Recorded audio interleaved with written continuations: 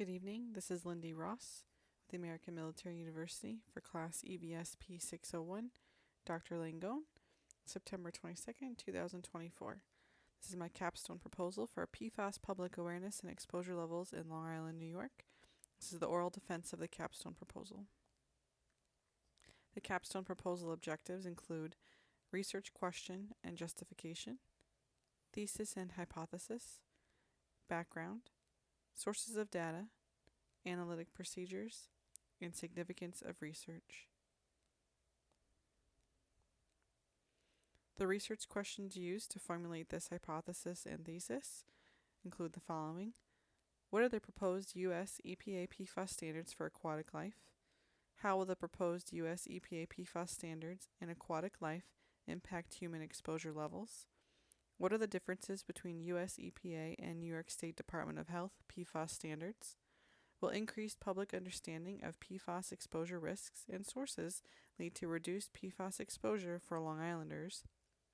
Will PFAS reduction in humans occur without reducing exposure sources other than drinking water? Justification for the research includes a better understanding of PFAS exposure risks for Long Islanders, current and new efforts in development to bring PFAS exposure levels down, determine PFAS awareness in public through survey designed for Long Islanders, and determine whether public awareness of PFAS exposure has an impact on PFAS reduction. The thesis statement developed for this capstone proposal is the following. Given historic aquifer contamination in Long Island, along with Long Islanders' ongoing use and consumption of other PFAS-containing items, the in-force EPA standards for PFAS concentrations in drinking water, in combination with current PFAS remediation efforts of drinking water, will not decrease PFAS exposures adequately to protect Long Islander human health in the absence of further public awareness on PFAS exposure. The hypothesis supporting this thesis: if the public attains a better awareness of PFAS levels in common household goods and health implications, consumer avoidance of PFAS-containing products will increase, and consumer pressure will force removal of PFAS from consumer products, which will result in decreased environmental levels and PFAS exposure. Support for this hypothesis will include published population surveys and published surveys of PFAS measurement in blood serum. Some background on PFAS includes chemical properties.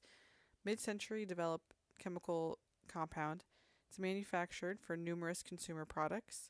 It's a fluorinated carbon-based chemical. Its long natural degradation is known as a forever chemical in popular media. The health effects of PFAS include reduced immune support, thyroid, liver, and kidney disease, increased risk of cancers. Remediation in the maximum contaminant level. Granular activated common filtration is the main method of drinking water filtration in Suffolk County and in Long Island. New York State Department of Health standards set in 2020, they include 10 parts per trillion for PFAS as the maximum contaminant level, and the U.S. EPA final decision on PFAS drinking water levels was established in 2024. In April, they include 6 types of PFAS, 10 parts per trillion for some PFAS, and 4 parts per trillion for 2 other subtypes. Sources of data include the AMU Richard Library, LexisNexis Uni, ProQuest, New York State Department of Health, the U.S. EPA, the Agency for Toxic Substances and Disease Registry, PFAS Blood Level Estimator Tool, interviews with Suffolk County Water Authority officials, the Suffolk County Comprehensive Water Resources Management Plan, and the Nassau County Environmental Health and Water Management. Modeling research connected by Lynch et al. With 2 models developed is a major source of data. There's one model that was developed for public use as an exposure estimator, and a second model for PFAS prediction when compared to public survey responses and blood serum test results. A second major research conducted by Chu et al. In 2022 provides half-life data on drinking water MCL set by New York State DOH and the U.S. EPA.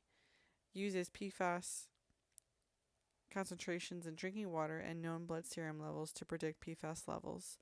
They examine individuals across multiple areas with varying PFAS drinking water contamination levels, resulting in data showing different half-lives of PFAS.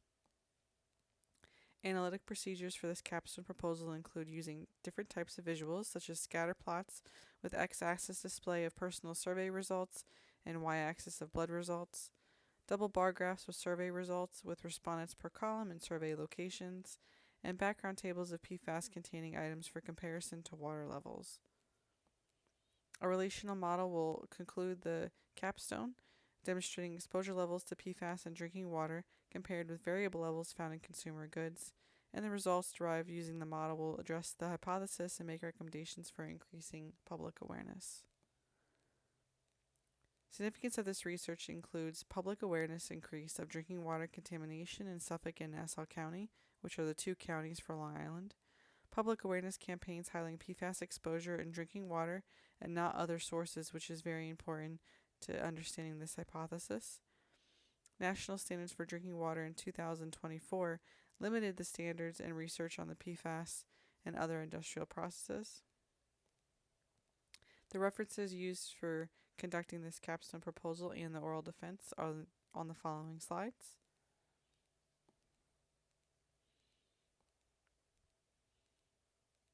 Thank you for your time.